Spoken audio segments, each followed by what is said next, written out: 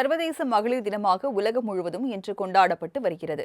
மகளிர் தினம் இத்தனை உறுதியாகவும் வலிமையாகவும் கொண்டாடுவதற்கான காரணம் என்ன?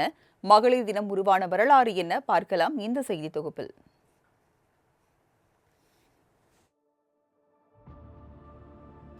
ஆண்டுதோறும் மார்ச் 8ஆம் தேதி சர்வதேச மகளிர் தினம் கொண்டாடப்பட்டு வருகிறது.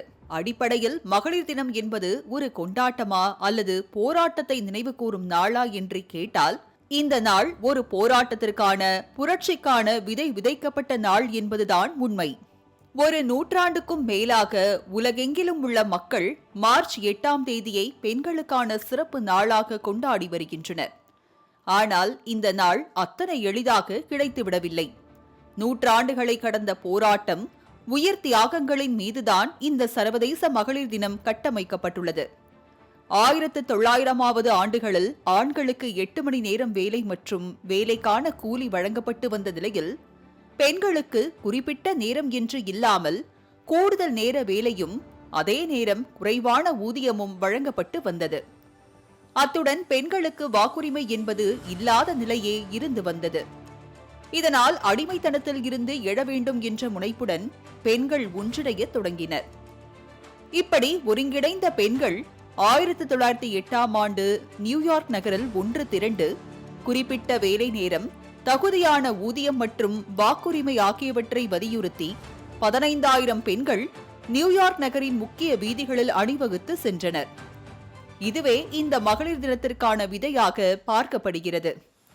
ஆனால் இவர்கள் பேரணியாக சென்றவுடன் அனைத்தும் சாத்தியமாகி விடவில்லை. இது வெறும் ஆரம்பம் மட்டுமே.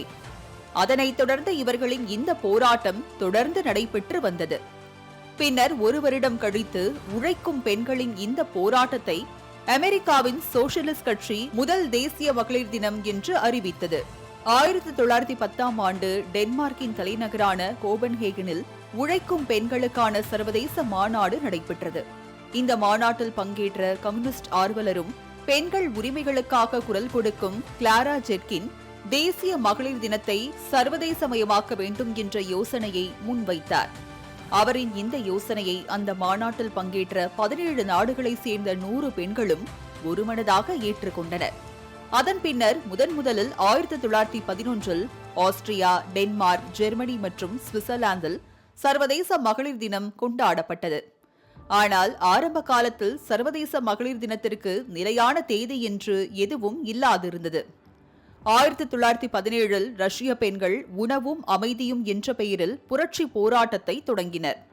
அவர்களின் 4 நாள் போராட்டம் ரஷ்யாவின் அரசாங்கத்தையே மாற்றியது. 2ஆம் ஜார் நிக்கோலஸ் பதவி விலகலுக்கும் ரொமானோவ் வம்ச ஆட்சியின் முடிவிற்கும் இந்த புரட்சி போராட்டமே முக்கிய காரணமாக அமைந்தது. அதன் பின்னர் அமைக்கப்பட்ட தற்காலிக அரசாங்கம் பெண்களுக்கு வாக்குரிமை வழங்கியது. இந்த நாள் கிரிகோரியின் நாட்காட்டியில் மார்ச் 8ஆம் தேதியாக இருந்தது. இந்த நாளை சர்வதேச மகளிர் தினமாக கொண்டாடப்பட்டு வருகிறது. மெல்ல மெல்ல பெண்களுக்கும் 8 மணி நேர வேலை, தகுந்த ஊதியம் என்று நடைமுறைப்படுத்தப்பட்டது. இப்படி நூற்றாண்டை கடந்த போராட்டத்தின் விளைவுதான் இன்று நாம் கொண்டாடும் சர்வதேச மகளிர் தினம். பெண்கள் படிக்கவும், வாக்களிக்கவும், 8 மணி நேர வேலை, சம ஊதியம் பெறுவதும், பல்வேறு துறைகளில் சாதனை படைப்பதும் இந்த போராட்டங்களின் விளைவுதான் என்பதை நினைவில் கொள்ள வேண்டும்.